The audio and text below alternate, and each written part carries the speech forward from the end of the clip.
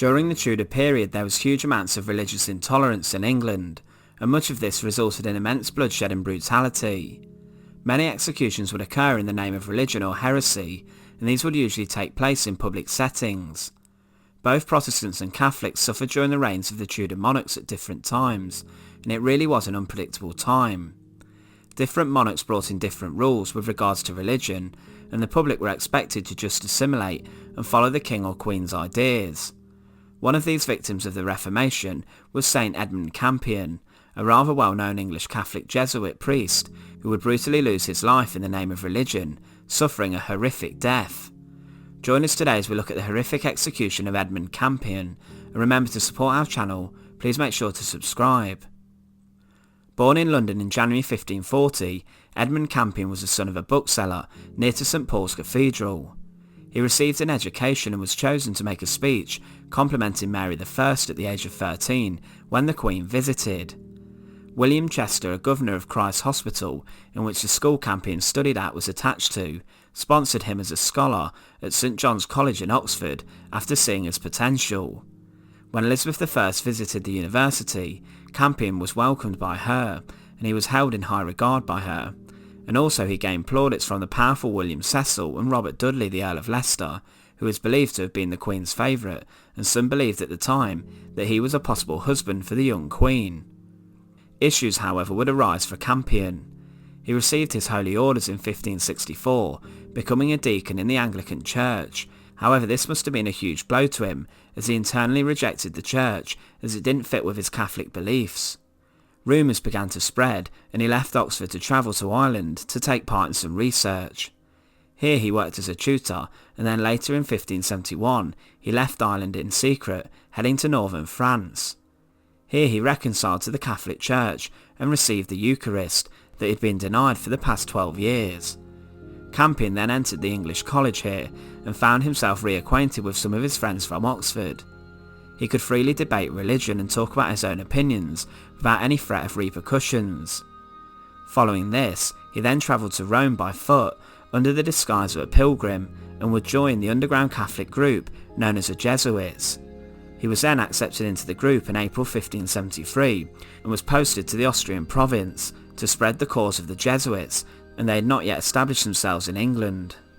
In 1580 the Jesuits began their mission to England, which was under strict orders not to deal in matters of state or policy in the English realm.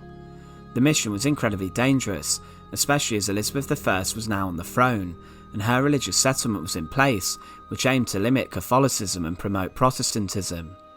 The mission was thrown into doubt, as before they left for England, the group found out that the Pope had sponsored forces in the Irish province of Munster to support the Irish rebel James Fitzmaurice Fitzgerald, who was ardently rebelling against Elizabeth I. They also learned that a letter revealing all about their mission had been intercepted, and that the authorities were now expecting their arrival in England. Campion entered the country under the disguise of a jewel merchant in late June 1580, and he went to London. When he got to the capital, he began to preach, and his presence became known to authorities and priest hunters, and he gained a reputation with those Catholics who had been thrown in prison for refusing to accept Elizabeth's religious changes.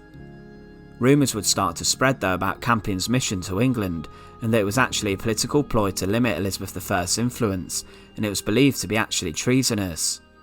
Edmund was forced to explain his intent on his mission in a challenge to the Privy Council, also known as Campion's Brag, which only made things worse and his position more difficult. Because of this, he now became a hunted man and would travel around the country frequently, administering the sacrament and preaching to Catholics, which at the time was a crime punishable by death. At this time, he also wrote 10 reasons or arguments against the Anglican Church, written in Latin, and this was published with 400 copies being left on the benches in Oxford outside St Mary's College. This caused even more controversy, as Campion was now outright questioning the validity of Elizabeth's church, and the manhunt for him stepped up.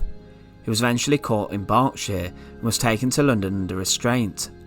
When he arrived in the capital, he spent time inside the Tower of London and was brutally held in the incredibly tiny cell or dungeon known as Little Ease. This ordeal would have been horrific, as the cell was only 1.2 metres wide and was incredibly small, so a prisoner would be forced to crouch over for days, as they couldn't sit or stand. He was then questioned by 3 privy councillors of his intentions, one of these being the Earl of Leicester, Robert Dudley himself, and he was asked whether he acknowledged the Queen as the true Queen of England, and when he replied that he did, he was offered his freedom, some financial gain and wealth, and even the possibility of becoming the Archbishop of Canterbury, as he was well liked by the group. However, as this went against his beliefs being Catholic, he knew he couldn't accept this because it betrayed his thoughts on the Anglican Church, and he refused. Because of this, Campion was then thrown into the Tower of London for over 4 months, and was subject to even more torture, with the horrific rack being used on a number of occasions. This brutal device aimed to get Campion to submit, with his joints being put under so much pressure that sockets could dislocate easy and bones snap. A rumour went around that Campion confessed to treason, and also during his imprisonment he would be publicly interrogated about his writings to the Privy Council. Despite his torture, he would conduct himself well, even as he was suffering from the effects. Eventually, Campion was indicted on the 14th of November 1581 on having conspired to raise sedition to the realm and to dethrone the Queen. His trial was held 6 days later on the 20th of November. After hearing the arguments in the trial for 3 hours, the jury deliberated for around an hour before finding Campion and the other defendants guilty of treason. Upon hearing the verdict, Campion said, "In condemning us, you condemn all your own ancestors, all our ancient bishops and kings, all that was once the glory of England, the island of saints." This was a clear attempt to remind the jury in the court of their past dealings with Catholicism, telling them that they cannot sentence all those in the past due to their Catholic beliefs. The judge read the sentence that was to be placed upon Edmund Campion.